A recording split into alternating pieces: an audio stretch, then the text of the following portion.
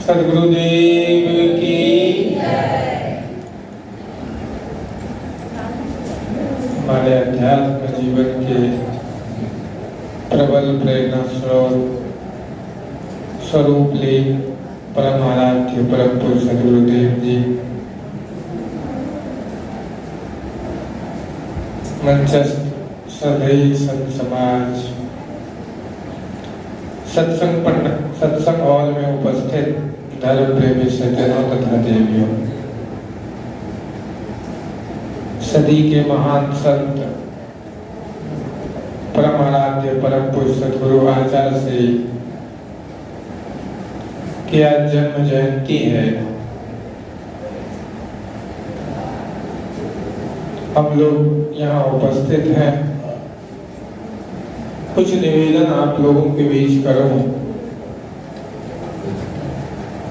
महापुरुषों का आना और जाना दोनों दिव्य होता है। गीता में भगवान कृष्ण ने कहा कि जन्म कर्म च मे दिव्यम यो वेति तत्वतः। मेरा जन्म लेना और मेरे कर्म दोनों दिव्य हैं। वास्तव में विचार करें तो महापुरुष का आना, महापुरुष का जीवन और महापुरुष की एक एक क्रिया दिव्य होती है।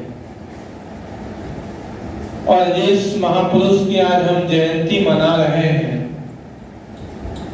उनका जन्म ही महापुरुष के संसर्ग में हुआ, महापुरुष के संरक्षण में हुआ। परम आराध्य परम पूज्य गुरुदेव जी का जन्म महापुरुष के संरक्षण में, ये सबसे बड़ी बात है। जिस महापुरुष का जन्म ही महापुरुष के संरक्षण में हुआ हो, उस महापुरुष के विषय में कहना क्या कहा जा सकता है। वास्तव में विचार करके देखें, कहने के लिए लोग कहते हैं कि सदी के महानतम संत इत्यादि बहुत सारी बातें उनके विषय में कही जाती है। प्रभु गुरुदेव जी के विषय में बहुत सारी बातें हम लोग करते हैं। वास्तव में विचार करके देखें, चिंतन करें तो परम पूज्य गुरुदेव जी का जीवन जो रहा है, जितना दिन का अनुभव मेरा है, वो एक बहुत ही विशाल उनका जीवन रहा है। आज हम लोग यहाँ उपस्थित हैं, पहली जयंती ऐसी है जिसमें परम पूज्य गुरुदेव जी नहीं है। एक पीड़ा है, एक वेदना है, सबके आंख में आंसू है। बहुत लोग आए, बहुत लोगों को देखा कि रोते हुए आ रहे थे, सबके आंख में आंसू है। आज ये आश्रम सुना सुना लग रहा है। सब कुछ होते हुए भी एक शून्यता, एक रिक्तता हम लोगों के जीवन में है। इससे महसूस किया जा सकता है कि परम पूज्य गुरुदेव जी का हम लोगों के जीवन में कितनी उपयोगिता थी, कितना अहम स्थान था। उनके बिना हम लोगों का जीवन कुछ नहीं। मैं अक्सर कहता हूँ कि हम लोगों का एक आधार चला गया, स्तंभ चला गया।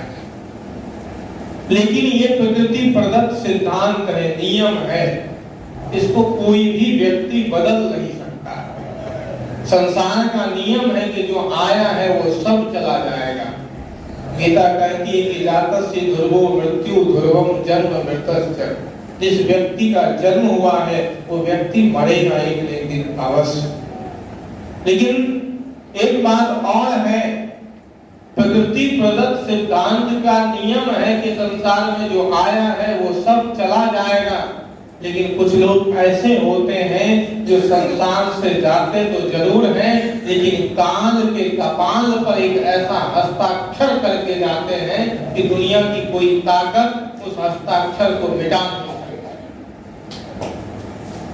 आज वही परम पूज्य गुरुदेव जी तो इस दुनिया से चले गए, लेकिन समय के काल के कपाल पर ऐसा हस्ताक्षर उन्होंने किया कि आने वाली प्रवृत्ति पीढ़ी और वर्तमान पीढ़ी की बात क्या करें, आने वाली जो प्रवृत्ति पीढ़ी है हजारों साल नहीं, जब तक ये सूरज चांद रहेंगे तब तक परम पूज्य गुरुदेव जी का किया हुआ जो कर्म है उसको मिटने नहीं है।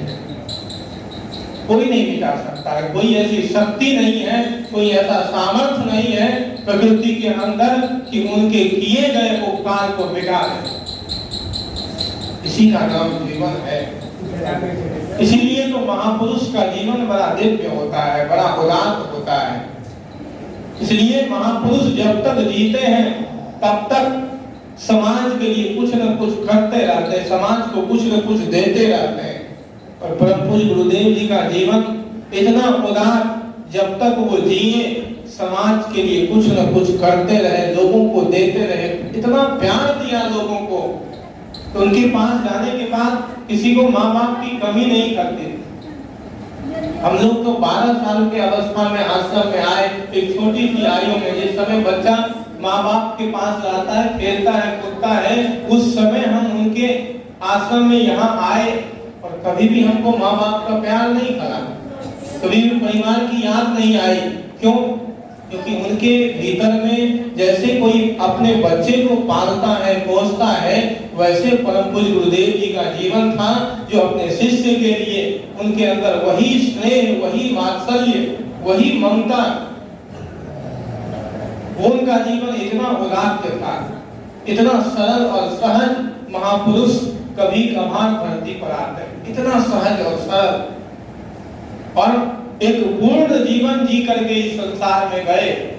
पूर्णिमा के दिन जन्म लिए, जैसे अभी आप लोगों ने सुना कि पूर्णिमा के दिन ही, कार्तिक पूर्णिमा है आज, इसी के दिन परम पूज्य गुरुदेव जी का जन्म हुआ था और इसी के दिन गुरु नानक देव जी का भी जन्म हुआ था। और तो ये दो महापुरुष किसी सदी में, किसी सन में गुरु नानक जी हुए और इसी सदी में परम आराध्य परम पूज्य सद्गुरुदेव जी हुए, जिनका जीवन सभी तरह से पूर्ण था। पूर्णिमा के दिन जन्म लिए और पूर्णता को प्राप्त होकर के, पूर्णता को उपलब्ध होकर के इस संसार से चले गए। परम पूज्य गुरुदेव जी कहते थे, जब बीमार थे, अस्वस्थ अवस्था में थे, तो हरिद्वार हम लोग गए, यहाँ से दिल्ली लेकर के, दिल्ली के बाद हरिद्वार गए।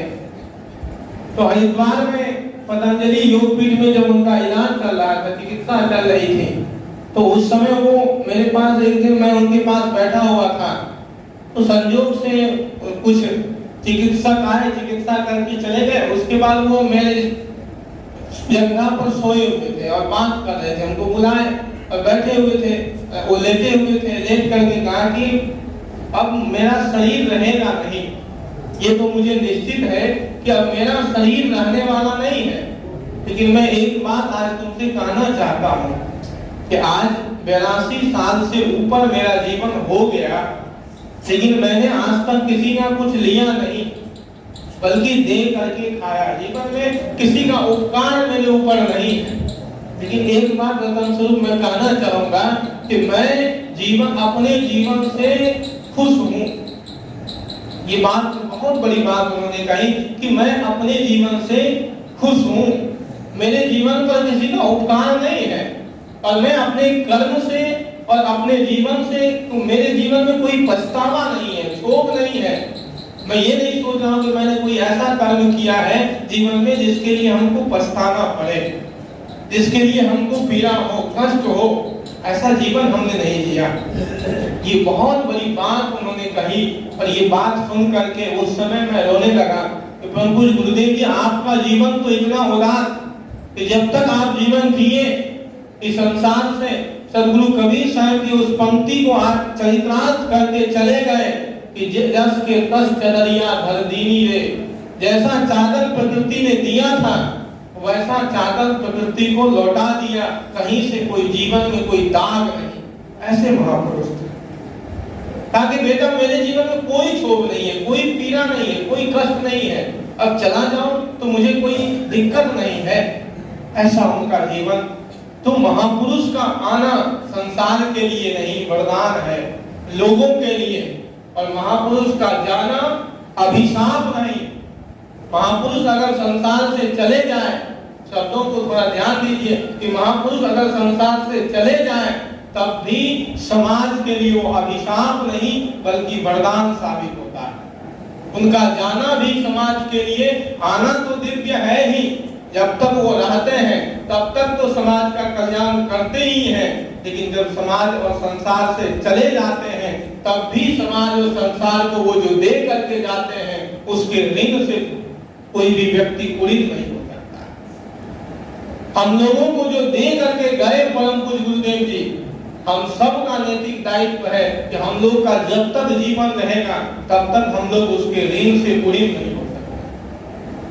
कोई भी व्यक्ति गुरु जी की ऋण से उड़ित नहीं हो सकता है। अब हम सबका दायित्व है, ये कर्तव्य है, इस संस्था के प्रति, इस आश्रम के प्रति सब लोग अपना दायित्व का निर्वहन करें गुरु जी के प्रति। कि गुरु जी नहीं है तो ऐसा नहीं है, गुरु जी हम लोगों के पास है, ये संस्था गुरु जी की है और संस्था के रूप में जब तक ये संस्था रहेगी तब तक गुरु जी हम लोगों के पास रहेंगे। इस भाव से प्रत्येक व्यक्ति के जीवन में ऐसा भाव आए। आज गुरु जी की जयंती जो मनाई जा रही है, ये उनका जन्मदिन आज पहला एक ऐसा अवसर है कि जिस समय परम पूज्य गुरुदेव जी नहीं कहीं तो हर बार यहीं से गुरु जी प्रवचन देते थे, हम लोग सुनते थे, बड़े मजे से आनंद से रोज भंडारा खा करके सब लोग आनंद से यहाँ से विदा लेते थे। पहली ऐसी अवस्था है कि जन्म के दिन सबके आंख में आंसू, सब लोग भीतर से सब लोग रो रहे हैं, सबको एक पीड़ा है, लेकिन उस पीड़ा को हम लोग से ऊपर उठ करके, उस पीड़ा से ऊपर उठ करके विचार करें कि पहले जो पंक्ति आप लोगों के बीच कही कि जन्म कर्म च मे दिव्यम, मेरा जन्म और कर्म दोनों दिव्य है। वास्तव में महापुरुष का जन्म लेना दिव्य होता है, उनका रहना दिव्य होता है और उनका चला जाना वो भी दिव्य होता है। इसलिए क्षोभ करने का कोई विषय नहीं और रोने का कोई, पश्चाताप करने का कोई विषय हम लोगों के पास नहीं।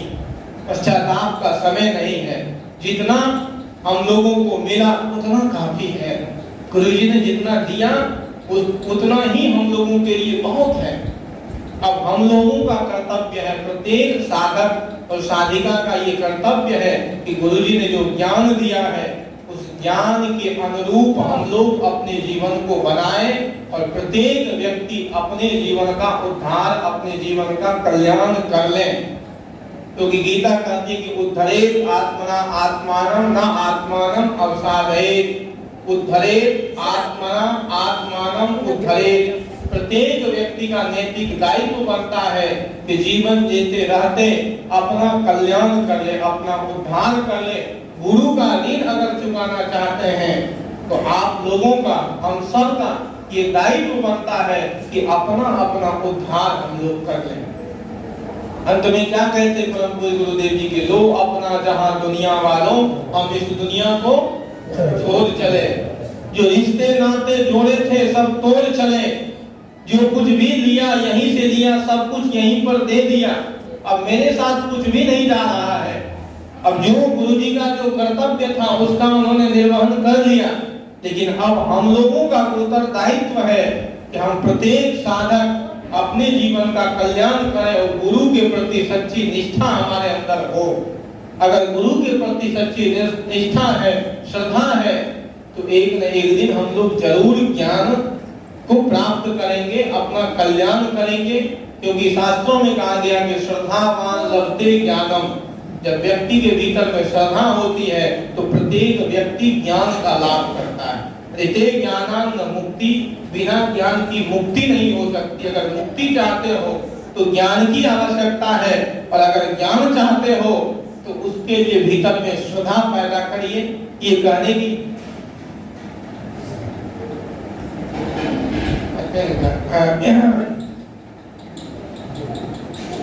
तो इसलिए ऋते ज्ञानान न मुक्ति, ज्ञान के बिना मुक्ति नहीं हो सकती है, ज्ञान के बिना कल्याण नहीं हो सकता है। तो ज्ञान के लिए यत्न करने के लिए हमारे भीतर में श्रद्धा होगी तो श्रद्धावान व्यक्ति के जीवन में ज्ञान उतरता है। गुरु के प्रति अगर सच्ची श्रद्धा है तो शिष्य के जीवन में ज्ञान का लाभ होता है। और आज हम सब के भीतर में गुरु के प्रति वही सच्ची श्रद्धा है, तो हम लोग यकीन करें कि गुरु का ज्ञान हम लोगों के जीवन में जरूर उतरेगा और हमारे भीतर में जो अंधकार है, अंधकार, उस अंधकार, वो अंधकार एक न एक दिन अवश्य खत्म होगा और हम सब के भीतर में ज्ञान का दीप जलेगा। और कैसे? ये गुरु के प्रति जब आस्था हमारे अंदर रहेगी तो एक न एक दिन जरूर ज्ञान का दीप जलेगा।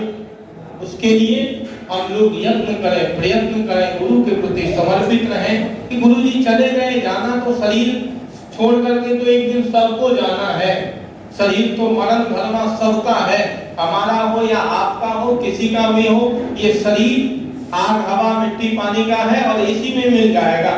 कितना भी आदमी प्रयत्न कर ले, कितना भी आदमी कोशिश कर ले, शरीर को नहीं बचा सकता है। शरीर तो सबका मिट्टी में मिल जाएगा। अब अभी आप खोद करके देखिए तो गल गया होगा शरीर, सब मिट्टी आग हवा पानी का जो जिसका जो कर्ण था वो उसमें मिल गया।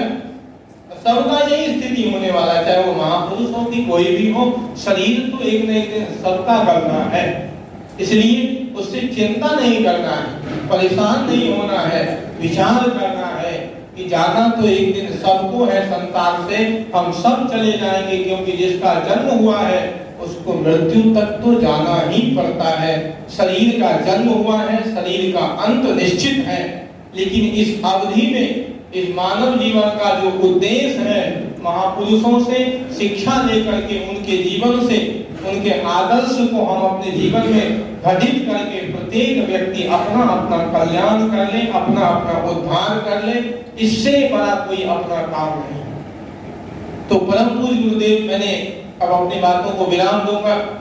तो जन्म कर्म च मे दिव्यम यो वेति तत्वतः त्यक्त्वा देहम पुनर्जन्म नैति मामेति सो अर्जुन। भगवान कृष्ण ने अर्जुन से कहा कि मेरा जन्म और कर्म दोनों दिव्य है, और जिस व्यक्ति का जन्म और कर्म दिव्य हो जाता है, त्यक्त्वा देहम पुनर्जन्म नैति, वो फिर पुनर्जन्म को नहीं प्राप्त होता है, वो अपने स्वरूप में स्थित हो जाता है।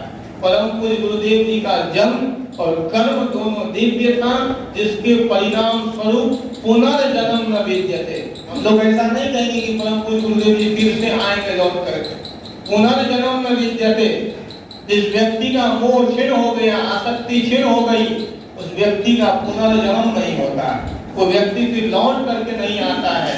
परम पूज्य गुरुदेव जी चले गए इस संसार से अपना काम करके और अपना काम करने की शिक्षा दे करके, अपना काम करके तो चले ही गए, और साथ साथ अपना काम करने की शिक्षा दे करके इस संसार से गए, तो पुनर्जन्म नहीं थी, फिर उसका पुनर्जन्म नहीं होने वाला है। वो इस संसार से मुक्त होकर के चले गए।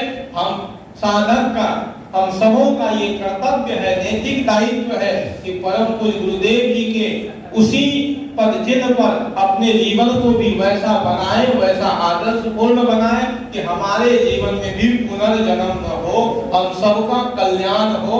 नहीं कल्याणकृत कश्चित् दुर्गतिं तात गच्छति। अर्जुन को कहा कि कल्याण के मार्ग पर चलने वाले, मोक्ष मार्ग के मार्ग पर चलने वाले व्यक्ति की कभी दुर्गति नहीं होती है। अगर जीवन का दुर्गति नहीं चाहते हैं, कल्याण चाहते हैं, तो प्रत्येक साधक अपने कल्याण के लिए यत्न करें, प्रयत्न करें, ये सबका नैतिक दायित्व है।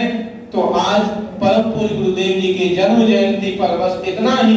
हम लोगों को अब रोना नहीं है, जितना रोना